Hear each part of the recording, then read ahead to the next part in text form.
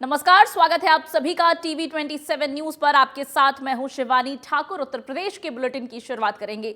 लोकसभा चुनाव की तैयारियां तेज हो गई है। बीजेपी के चुनावी अभियान में मुख्यमंत्री योगी आदित्यनाथ अहम भूमिका निभाएंगे।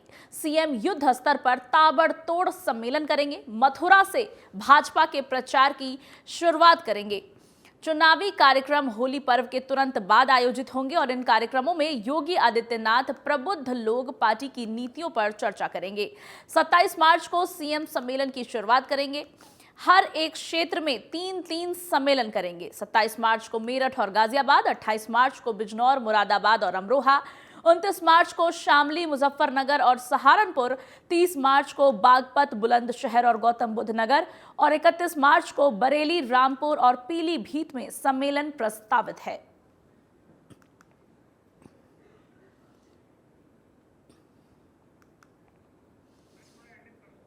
आपको बता दें कि आगामी लोकसभा चुनाव के मद्देनजर मुख्यमंत्री योगी आदित्यनाथ भाजपा के लिए प्रचार प्रसार के अभियान में बेहद अहम भूमिका निभाते हुए नजर आएंगे।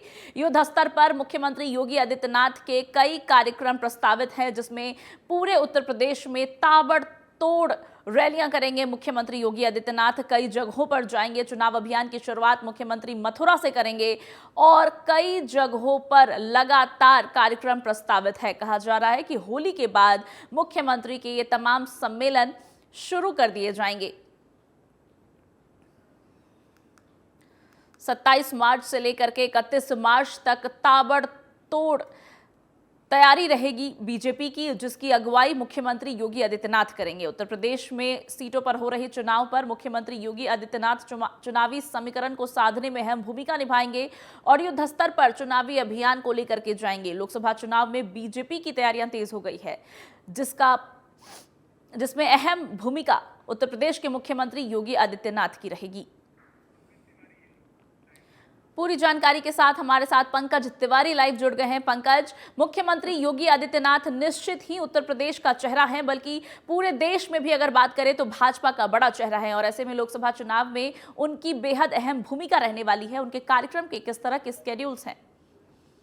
अभी देखिए, बिल्कुल आपको बता दें कि चाहे लोकसभा चुनाव हो, विधानसभा चुनाव हो या किसी भी तरह का चुनाव हो देश में, अगर जो तो माना जाता है बीजेपी की तरफ से जो स्टार प्रचारकों की लिस्ट होती है उसमें सीएम योगी आदित्यनाथ का नाम सबसे ऊपर होता है और फायर ब्रांड नेता के तौर पे वो देखे जाते हैं बीजेपी के। और अब तो लोकसभा चुनाव 2024 की जो तैयारी है बीजेपी ने एक तरह से देखा जाए तो पूरी मुकम्मल कर ली है। प्रथम चरण का जहां चुनाव होने जा रहा है वहां पे अपने स्टार प्रचारकों को उतारने की शुरुआत हो चुकी है। तो आप बताएं कि सीएम का जो कार्यक्रम है, जो अभी तक हम लोगों के पास जो लिस्ट आ पाई है उसके अनुसार आपको बताया कि 27 मार्च को मथुरा, मेरठ और गाजियाबाद में सीएम की जनसभा को संबोधित करेंगे और उसके बाद 28 मार्च को बिजनौर, मुरादाबाद, अमरोहा में योगी आदित्यनाथ प्रबुद्ध जन सम्मेलन करेंगे, वहां पे जनसभाओं को संबोधित करेंगे। 29 मार्च को शामली, मुजफ्फरनगर और सहारनपुर में सीएम को जनता देखेगी, उनको सुनेगी और उनको जानेगी। और 30 मार्च की अगर जो बात की जाए तो बागपत, बुलंदशहर, गौतम बुद्ध नगर, वहीं 31 मार्च को बरेली, रामपुर और पीलीभीत। कहा जा सकता है कि जो प्रथम फेज का जो चुनाव होने वाला है, एक तरह से देखा जाए तो वहां पे सीएम के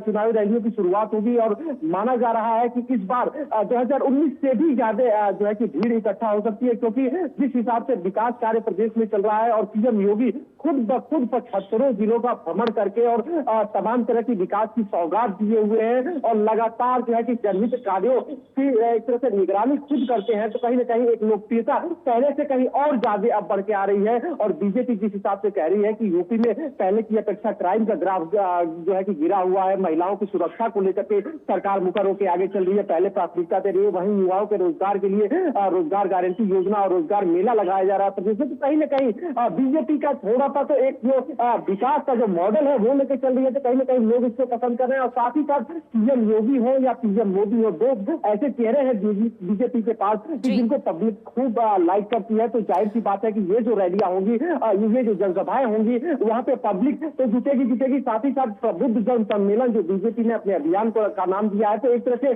देखा जाए तो जितने सीनियर सिटीजन हैं और जितने वहां पे प्रबुद्ध लोग हैं उनसे डायरेक्ट कनेक्टिविटी बढ़ेगी बीजेपी की, सीएम योगी की। तो जाहिर सी बात है कहीं ना कहीं जो BJP Pankaj, CM Yogi Adityanath BJP के फायर ब्रांड नेता हैं और चुनाव में निश्चित ही वो बेहद अहम भूमिका निभाने वाले हैं। लेकिन पंकज, अगर उत्तर प्रदेश की विशेष करके हम बात कर रहे रहे हैं तो 24 सीटों पर अभी तक प्रत्याशियों के नाम का ऐलान नहीं हुआ है। चुनाव कमेटी की बैठक हो गई है। बैठक में नामों पर चर्चा होनी थी, जिसके बाद कहा जा रहा था कि प्रत्याशियों के नाम सामने आ जाएंगे। हालांकि ऐसा अब तक हुआ नहीं है। पंकज, योगी आदित्यनाथ का पूरा स्केड्यूल तो जारी है, लेकिन प्रत्याशियों के नाम अभी तक भाजपा की तरफ से सामने नहीं आए हैं। इस पर क्या कहना चाहेंगे?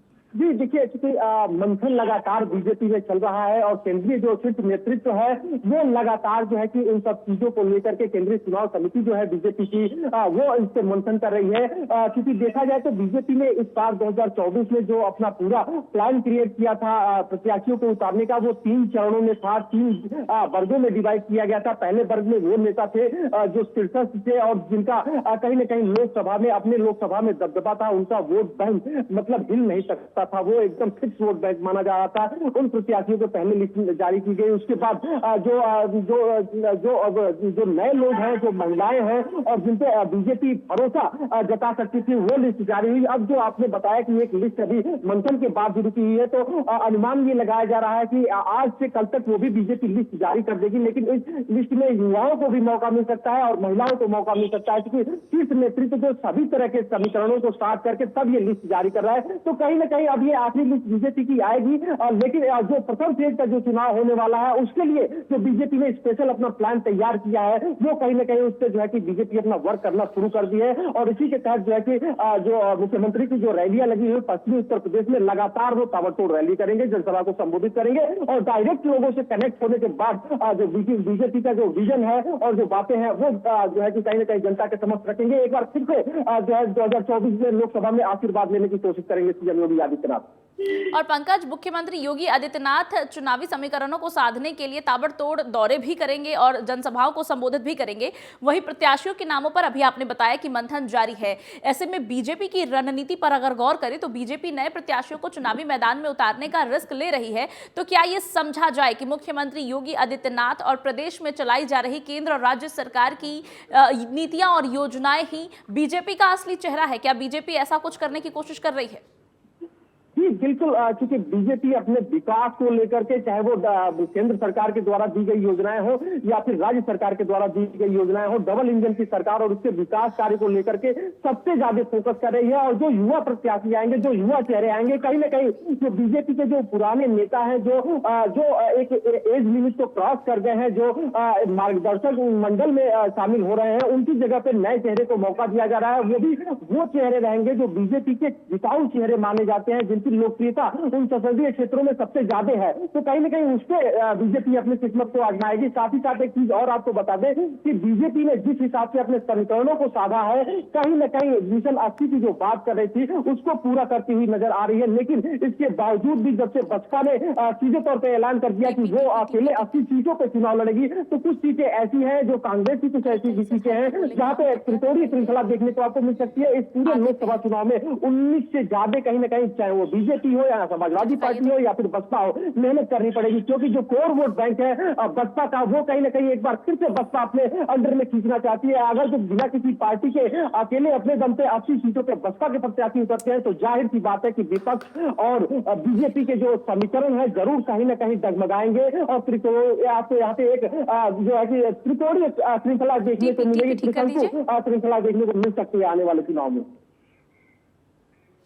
जी पंकज, आपका बहुत बहुत धन्यवाद इन तमाम बातों को बहुत अच्छे तरीके से समझाने के लिए। और अब खबरों में आगे बढ़ेंगे। पुलिस कर्मियों ने पुलिस के खिलाफ वसूली की शिकायत की है। ऐसी एक खबर सामने आई है, जहां आईजी रेंज लखनऊ तरुण गावा से लिखित शिकायत की गई है, जिसमें अंकित शाखा में तैनात पुलिस कर्मियों पर एरियर भुगतान के नाम पर पैसे वसूलने का आरोप लगाया गया है। थाने के डाक पैरोकारों के जरिए वसूली हो रही है और पैसे ना देने पर एरियर भुगतान में देरी की जा रही है। वहीं पुलिसकर्मियों का यह शिकायत पत्र सोशल मीडिया पर वायरल हो रहा है।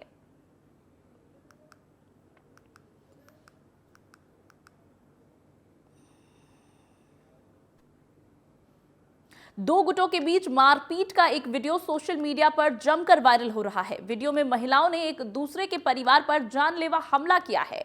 यह वीडियो लखनऊ के जानकीपुरम थाना क्षेत्र का बताया जा रहा है।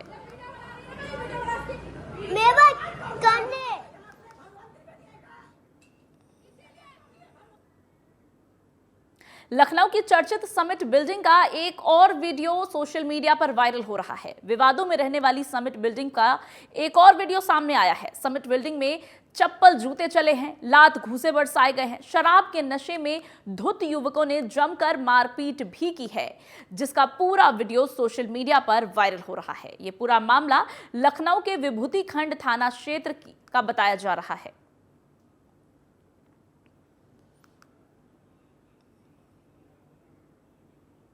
अगली खबर जौनपुर से है, जहां पुलिस टीम के साथ हुई मुठभेड़ में अंतर जनपदीय अपराधी को पुलिस ने गिरफ्तार किया है। मुठभेड़ में पुलिस ने अपराधी के पैरों में गोली मारी, जिससे पुलिस ने अपराधी को कब्जे से एक देशी तमंचा, 315 बोर, एक खोखा कारतूस और एक जिंदा कारतूस के साथ साथ एक मोटरसाइकिल भी बरामद की है और आगे की कार्रवाई में जुट गई है। थाना सिकरारा क्षेत्र के अंतर्गत मनिकापुर के पास एसएचओ सिकरारा एवं एसएचओ मछली शहर के द्वारा संयुक्त रूप से टीम बनाकर एक महत्वपूर्ण सूचना के क्रम में चेकिंग की जा रही थी। चेकिंग के दौरान एक बाइक पर सवार 2 संदिग्ध व्यक्ति दिखाई पड़े। इनको चेकिंग के लिए रोकने पर बाइक सवार संदिग्ध व्यक्तियों के द्वारा फायरिंग की गई। पुलिस ने आत्मरक्षार्थ इन संदिग्ध लोगों को पकड़ने के लिए फायरिंग की, जो एक बदमाश के बाएं पैर में लगी। पुलिस मुठभेड़ में मोबाइल लूटकर भाग रहे बदमाशों को पुलिस ने गिरफ्तार कर लिया है। मुठभेड़ के दौरान एक बदमाश को गोली लग गई, वहीं दूसरा आरोपी फरार हो गया। बदमाशों के कब्जे से जो लूटा गया है वो आईफोन, बाइक और तमंचा पुलिस ने बरामद कर लिया है।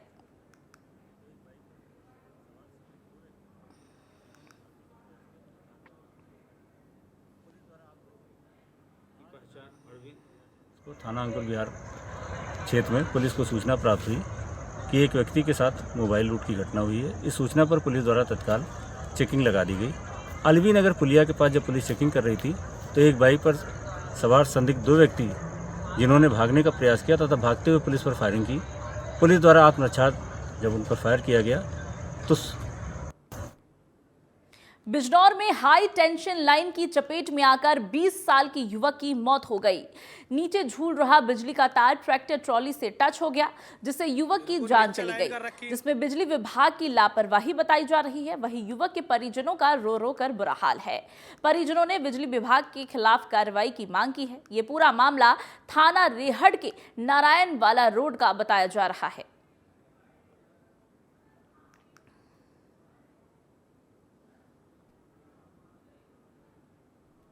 चंदौली के पंच फेडवा स्थित SRVS विद्यालय में मतदाता जागरूकता कार्यक्रम का आयोजन किया गया। इस आयोजन में नेहरू युवा केंद्र के तत्वाधान में ये पूरा आयोजन किया गया, जिसमें डीएम एसपी ने छात्र छात्राओं को मतदान की शपथ दिलाई। डीएम ने सभी को निर्भीक होकर मतदान करने की अपील की।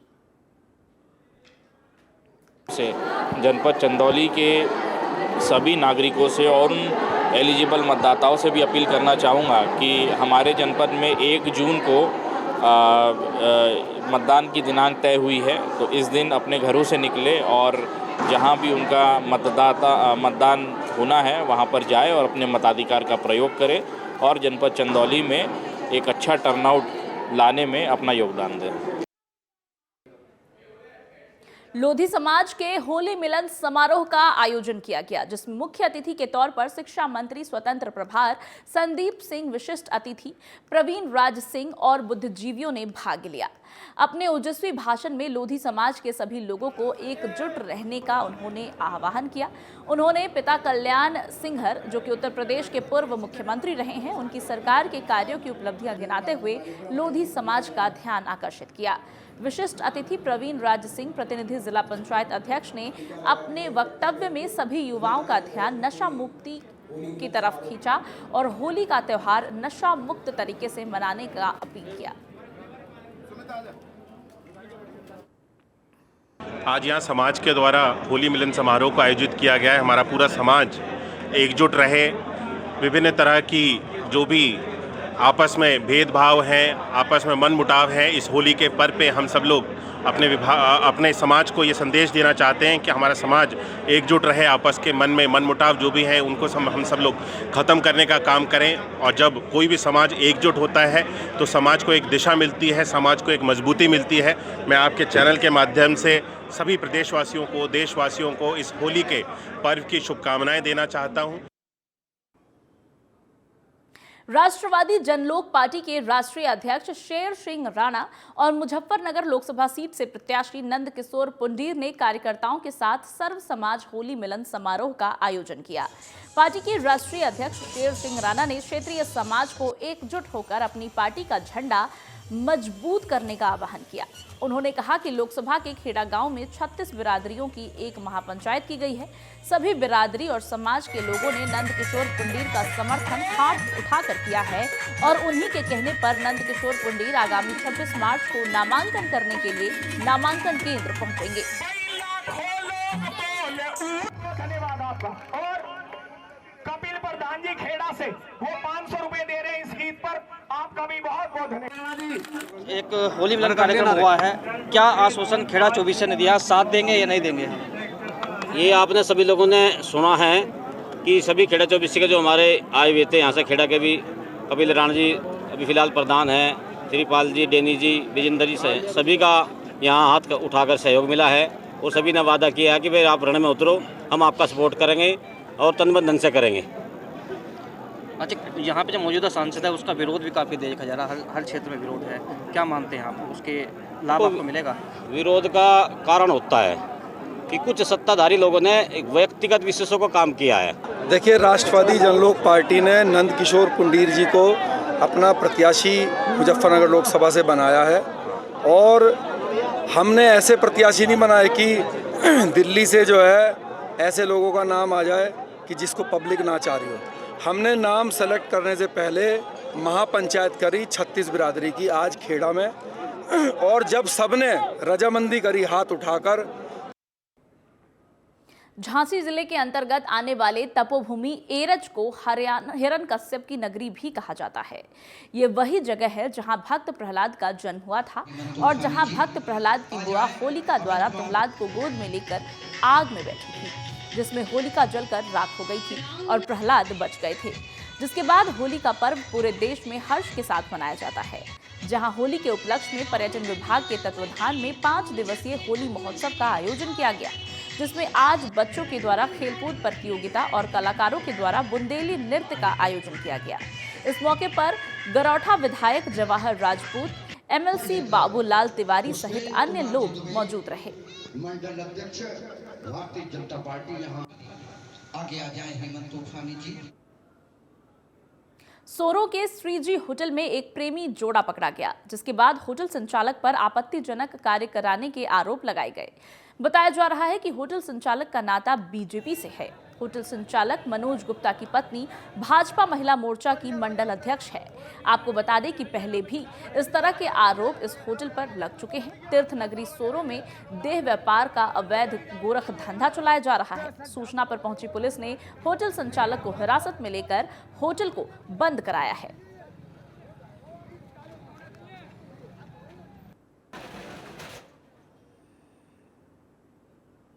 बरेली में देर रात सैलानी में 2 गुटों में करीब 4 राउंड फायरिंग हुई।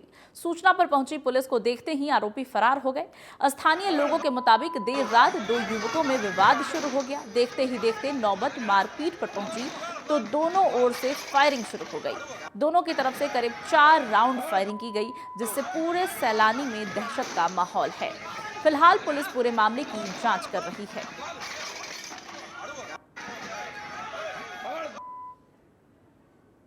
लखनऊ में संदिग्ध परिस्थितियों में देवर भाभी का शव मिला है, जहां देवर का शव पेड़ से लटका मिला है, जबकि भाभी का शव कुछ दूर तालाब के पास मिला।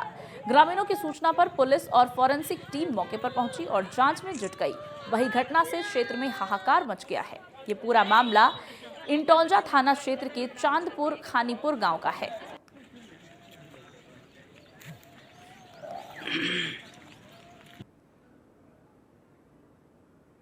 फिरोजाबाद में पुलिस और हिस्ट्री शीटर अब्दुल फजल में मुठभेड़ हुई। पुलिस ने मुठभेड़ के दौरान हिस्ट्री शीटर को गिरफ्तार कर लिया।